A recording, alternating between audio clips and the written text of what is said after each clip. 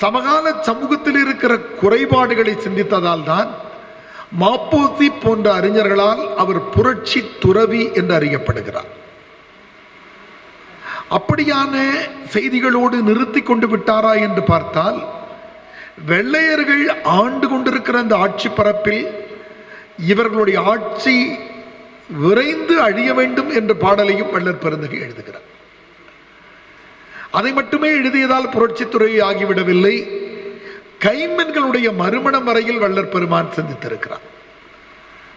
இன்னும் இன்றைக்கு இருக்கிற மண்ணிலே நாம் தெரிந்து கொள்ள வேண்டியது, வள்ளுவருக்கு கூட காவி உடை உடித்து விடுகிற அந்த மண்ணில் அவர் வாழ்ந்த காலகட்டத்திலும் காவி என்பதுதான் ஆன்மீகத்தின் அடையாளமாக இருந்தது. ஆனால் அதையும் எதிர்த்து வெள்ளையாடையை உடுத்தி காட்டியவர் வள்ளற் பெருந்தகை. எல்லாவற்றிலும் ஒரு கலக குரலை தனக்குள் தாங்கியிருந்த அந்த வடலூர் வள்ளலாறு